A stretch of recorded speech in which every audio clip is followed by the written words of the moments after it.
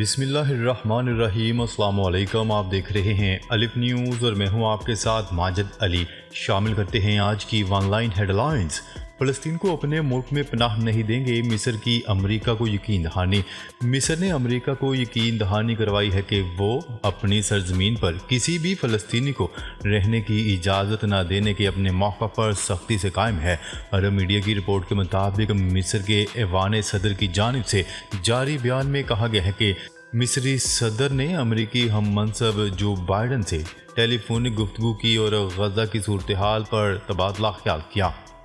बयान में कहा गया है कि मिस्री सदर ने अमरीकी हम मनसब जो बाइडन से कहा है कि गजा से फ़लस्तीनियों को बेदखल करने का कोई जवाज़ नहीं और मिस्र अपनी सरजमीन मज़ीद पनाह गज़ीनों को नहीं दे सकता। इसराइली फ़ौज का टैंकों के साथ गजा शहर पर बड़ा हमला। अरब मीडिया की रिपोर्ट के मुताबिक इसराइली फ़ौज ने टैंकों के साथ गजा शहर पर बड़ा हमला कर दिया, जिसके बाद गजा के नवाही इलाके में फ़लस्तीनी मुजाहिदीन और इसराइली फ़ौज में शदीद झड़पें जारी हैं। मीडिया रिपोर्ट्स के मुताबिक इसराइली टैंक गजा शहर के नवाही इलाके सलाहुद्दीन में मौजूद हैं। इसराइली टैंकों की जानिब से शहरा सलाहुद्दीन से गुजरने वाली गाड़ियों पर भी गोलाबारी की जा रही है। गजा से तर्जुमान हमास का बयान भी सामने आया है, जिसमें उन्होंने कहा है कि फ़लस्तीनी मुज़ाहमतकारों ने सलाहुद्दीन में इसराइली टैंकों पर हमला किया है। पता होता इसराइली फ़ौज इतनी कमज़ोर है तो सीधा तेल अवीव पर हमला करते। हमास रहनुमा ने बड़ा बयान दाग दिया। हमास के एक सीनियर रहनुमा मोहम्मद अबू मरज़ुक ने कहा है कि अगर उन्हें पहले पता होता कि इसराइली फ़ौज इतनी कमज़ोर है तो तंजीम सीधा तेल अवीव पर हमला करती। गैर मुल्की मीडिया की रिपोर्ट के मुताबिक हमास के सीनियर रहनुमा मूसा मोहम्मद अबू मरज़ुक ने अपने एक बयान में कहा है कि इसराइली फ़ौज इतनी कमज़ोर है, अगर ये हकीकत 7 अक्टूबर को पता होती तो सीधा तेल अवीव पर हमला करते। उन्होंने कहा है कि खित्ते की सुपर पावर का गरूर जंगजुओं ने सिर्फ 5 घंटे में खाक में मिलाया। अरब मीडिया के अरब रहनुमाओं से गिला करते हुए मूसा मोहम्मद अबू मरज़ुक ने कहा है कि कुछ अरब रहनुमा हमास का खात्मा चाहते हैं और मगरिब को इसके लिए उकसाते हैं। स्पेनी वज़ीर का नेतन्याहू के खिलाफ आलमी अदालत में जंगी जराइम का मुकदमा चलाने का मुतालबा। स्पेन की वज़ीर बराए सोशल राइट्स ने गजा में गुज़िश्ता 20 रोज़ से जारी इसराइली बर्बरियत के खिलाफ आवाज़ उठाते हुए यूरोपीय ममालिक के लीडर्स और अपने मुल्क की आवाम से इसराइली जारहियत के खिलाफ आवाज़ उठाने का मुतालबा कर दिया। उन्होंने सोशल मीडिया पर जारी अपने बयान में कहा है कि गजा की पट्टी के लोग जहन्नम की तरह रातें बसर कर रहे हैं। इसराइल ना सिर्फ इन लोगों पर बड़े पैमाने पर बमबारी कर रहा है जो अपना दिफा भी नहीं कर सकते, जिनमें बच्चे, हामला खवातीन और बुजुर्ग भी शामिल हैं, बल्कि इसराइल ने गजा के लिए मवासलात के तमाम ज़राए इंटरनेट और टेलीफोन से राब्ते भी बंद कर दिए हैं। इसराइल ने हमास की हमायत का इल्ज़ाम लगाकर फ़लस्तीनी अथॉरिटी के अकाउंट्स मुंजमद कर दिए। अरब मीडिया की रिपोर्ट के मुताबिक इसराइली वज़ीर ख़जाना ने वज़ीर आज़म नेतन्याहू को ख़त लिखा है, जिसमें अदायगी ना करने का बताया है। इसराइली वज़ीर ख़जाना का कहना था कि फ़लस्तीनी अथॉरिटी को इस माह की अदायगी नहीं की जाएगी। रिपोर्ट्स के मुताबिक फ़लस्तीनी अथॉरिटी का टैक्स इसराइली हुकूमत वसूल करती है और जमा शुदा टैक्स से पानी, बिजली और दीगर खिदमात के पैसे काट कर फ़लस्तीनी अथॉरिटी को अदायगी की जाती है। ख्याल है कि गुज़िश्ता दिनों फ़लस्तीनी अथॉरिटी के वज़ीर आज़म ने हमास के हक़ में बयान दिया था और ख़बरदार किया था कि अगर इसराइल समझता है कि वो मुज़ाहमती तहरीक हमास को ख़त्म कर देगा तो ऐसा नहीं होगा। हिज़्बुल्लाह के सामने गासिब सुहूनी फ़ौज बेबस, सुहूनी बस्तियां खाली। न्यूज़ रिपोर्ट के मुताबिक लबनान की अवामी तहरीक हिज़्बुल्लाह का कहना है कि इसने शिबा फार्म्स में सुहूनी फ़ौजी अड्डे और अलमलिका इलाके को अपने हमलों का निशाना बनाया है, जिसके नतीजे में मुतअद्दिद सुहूनी फ़ौजी ज़ख्मी हो गए। दूसरी जानिब खबरी ज़राए ने अल जलील और मकबूजा फ़लस्तीन के शुमाली इलाके में वाक़या बाज़ सुहूनी बस्तियों में ख़तरे के सायरन बजने की खबर दी है, जबकि चुके। कुदस टीवी की रिपोर्ट में बताया गया है कि जनूबी लेबनान से रॉकेटों से हमले किए जाने के बाद शुमाली फ़लस्तीन में चंद खौफनाक धमाकों की आवाज़ें सुनाई दी गई। सहूनी हुकूमत के चैनल 12 ने भी खबर दी है कि लेबनान से 4 रॉकेट फायर किए गए, जिनमें से 2 रॉकेटों को ट्रैक नहीं किया जा सका। भारत का आकाश मिसाइल प्रोग्राम मोदी सरकार की रसवाई का बायस बन गया। भारत का आकाश मिसाइल प्रोग्राम भारतीय वज़ीर-ए-आज़म नरेंद्र मोदी की रसवाई का बायस बन गया। ज़मीन से हवा में मार करने वाले मिसाइल पर 1990 में काम शुरू किया गया। $1 मिलियन से बनने वाला एक मिसाइल सिर्फ 30 किलोमीटर तक अपना हदफ को निशाना बना सकता है। 2017 में मोदी सरकार और गोदी मीडिया ने मिसाइल को जदीद तरीन, कम कीमत और मेड इन इंडिया का टैग लगाकर प्रोपेगेंडा किया था। इसराइली टैंकों की गजा में दाखिल होने की कोशिश, हमास की शदीद मुज़ाहमत।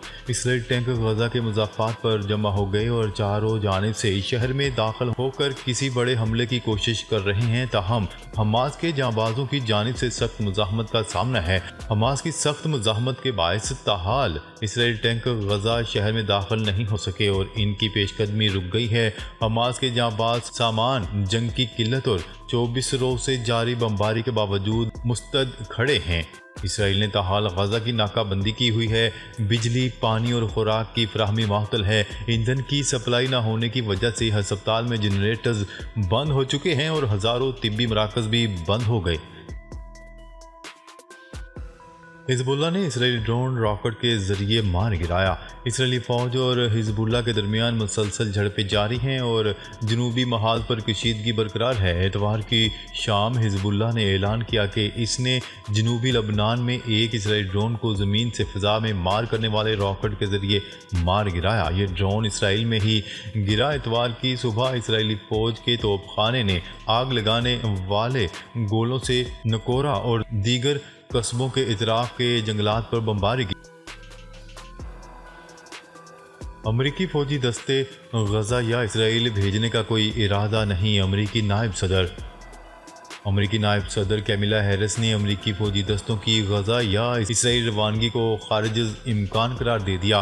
गैर मुल्की मीडिया को दिए गए एक इंटरव्यू में अमरीका की नायब सदर कैमिला हैरिस ने कहा है कि खित्ते में बढ़ते तशद्दुद के इस माहौल में अमरीका का गजा या इसराइल में अपनी फ़ौज भेजने का कोई इरादा नहीं। उन्होंने कहा है कि कतई तौर पर हमारे ऐसे कोई इरादे नहीं हैं और ना ही इस हवाले से कोई मनसूबाबंदी ज़ेर गौर है कि किसी ख़ास मुद्दत के लिए इसराइल गजा में अमरीकी फ़ौजी दस्तों को उतारा जाए।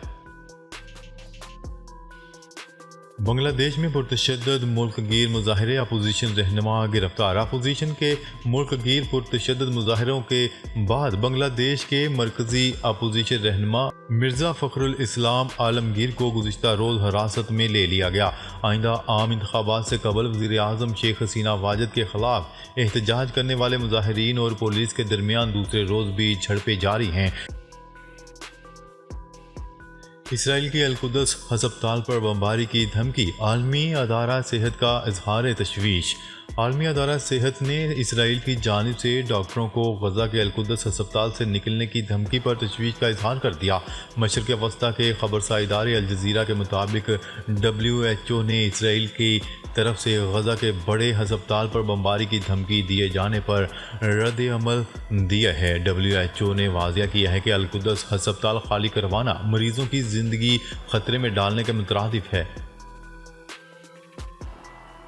साबिक भारतीय टेनिस स्टार और पाकिस्तानी क्रिकेटर शोएब मलिक की अहलिया सानिया मिर्ज़ा ने गजा की मौजूदा सूरत हाल पर दुनिया की खामोशी देकर तशवीश का इजहार कर दिया। सानिया मिर्ज़ा ने अपनी इंस्टा स्टोरी पर अक्टूबर के आगाज़ से गजा में जारी इसराइल की वहशियाना बमबारी में फ़लस्तीनी बच्चों की हलाकत पर दुनिया की खामोशी को उजागर करती एक सोशल मीडिया पोस्ट शेयर की है।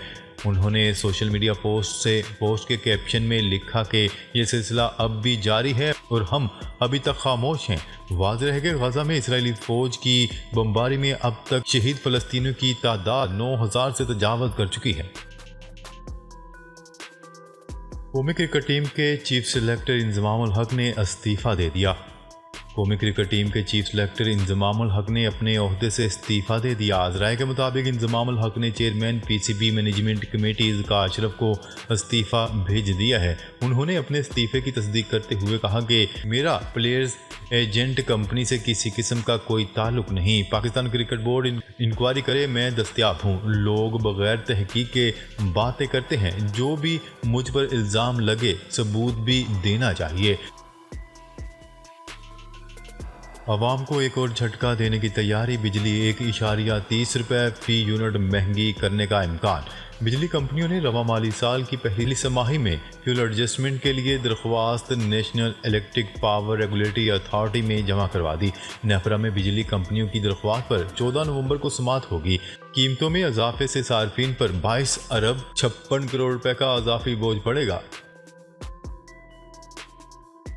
बुध के रोज लाहौर में छुट्टी नहीं होगी। निगरान सूबाई वजीर माहौलियात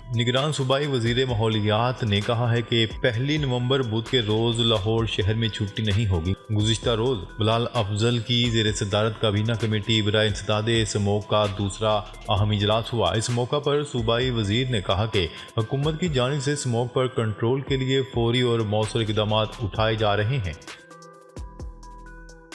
1 नवंबर से पेट्रोल की कीमतों में मज़ीद भारी कमी का इम्कान। अमेरिकी डॉलर के मुकाबले में पाकिस्तानी रुपए की कदर में इजाफे की वजह से 1 नवंबर से डीजल की कीमत में 5 रुपये और पेट्रोल की कीमत में 18 रुपये फ़ी लीटर की मज़ीद कमी मुतवक्का है। सऊदी वज़ारत हज उमरा ने बारिश के दौरान ज़ायरीन के लिए हदायत जारी कर दी। सऊदी खबरसां इदारे की रिपोर्ट के मुताबिक वज़ारत हज उमरा ने बयान में कहा है कि इन दिनों बारिश का मौसम है। उम्रे के लिए मस्जिदुल हराम का रुख करने से कबल ज़ायरीन मौसम की ताज़ा तरीन सूरत हाल से आगाही हासिल करने का एहतमाम करें। वज़ारत ने कहा है कि उम्रा ज़ायरीन मस्जिदुल हराम के खारजी सहन में फिसलन से बचाव वाले चप्पल इस्तेमाल करें। उम्रा ज़ायरीन मस्जिदुल हराम आते वक्त छतरी हमरा रखें और ख़वातीन ज़ायरीन बरसाती का इस्तेमाल करें। नाजरीन, अब तक के लिए इतना ही। मज़ीद खबरें लेकर बहुत जल्द आपकी खिदमत में हाजिर होंगे। तब तक के लिए अपना ख्याल रखिएगा। अल्लाह निगहबान।